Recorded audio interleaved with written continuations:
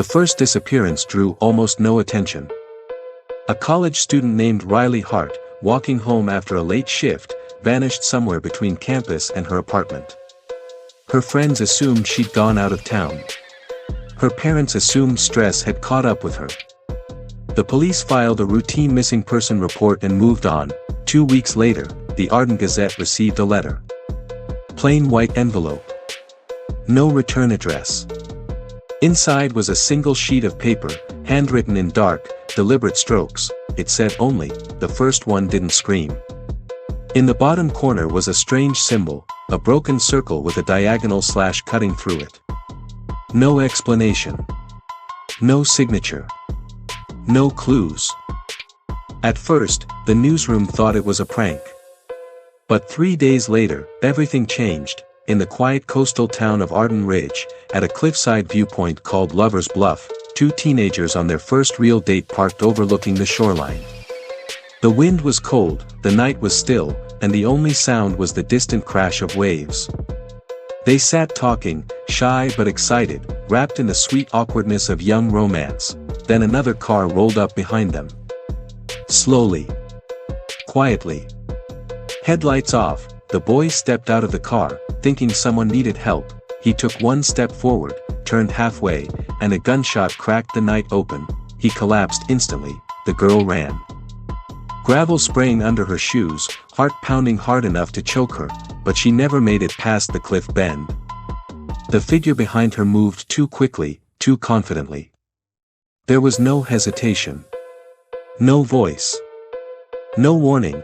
The night swallowed her scream. When police arrived hours later, the wind had covered most of the prints. The boy lay beside the car, the girl farther down the trail. No murder weapon, no shell casings, no witnesses. Just silence and bodies and a symbol carved into the rock, the same broken circle from the letter.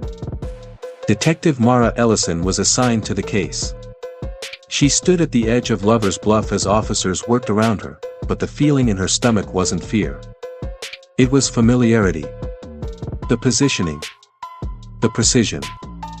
The symbol. These were not random acts of violence, they were messages. By the next morning, another letter arrived at the Gazette. This one typed with cut-out newspaper words glued across the page. Beneath the message was a coded block of reversed symbols and numbers. The message read, "The water hides more than bodies."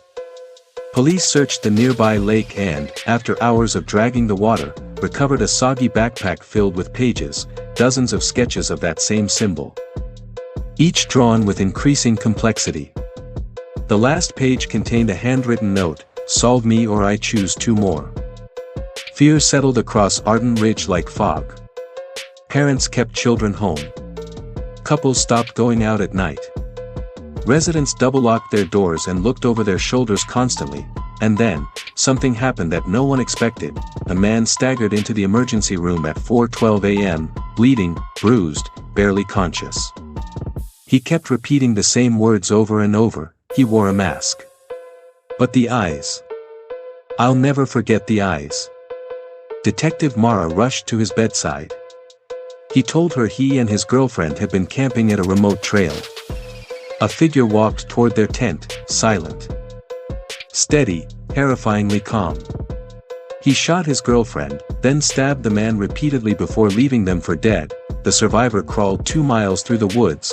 When Mara asked what the attacker sounded like, he said something odd. He didn't speak. But he smelled like chalk.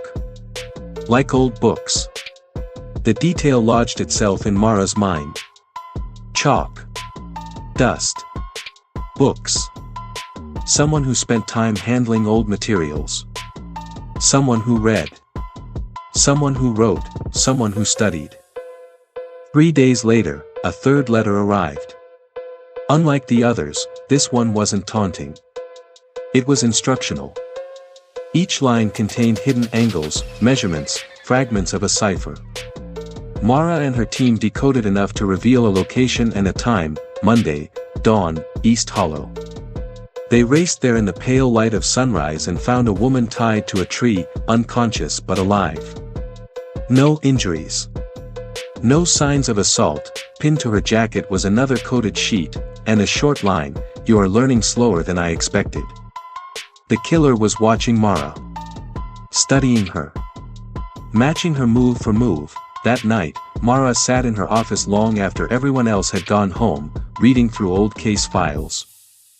Something about the chalk smell lingered. She requested employment records from libraries, archives, museums, university storage facilities, anywhere that dealt with books, dust, paper, chalk, records. One name stood out: Elias Crane, archivist, quiet, unassuming, left his job abruptly right before the first disappearance. Neighbors described him as polite but strangely silent and obsessed with order. Another reported seeing him burning boxes in his backyard weeks before the first letter arrived. When Mara checked his last known address, she found the building empty. Elias Crane was already gone. Hours later, a package arrived at the police station. Inside was a 10-page letter, typed with perfect spacing and meticulous structure. It began, "Detective Ellison. You are the first person worthy of my time." The letter contained his philosophy: violence as patterns, patterns as ciphers, ciphers as immortality. He described his murders as strokes on a canvas. At the end was the threat: you have 6 days to solve my final work. If not, Arden Ridge becomes my gallery. The decoded letter led police to the river bridge ruins. Beneath the stone pillars, illuminated by the shifting current, they found another victim bound to a column, alive, barely, and behind her, a wall of symbols carved with obsessive precision. The cipher ghost had been here only minutes earlier. Search teams scoured the area.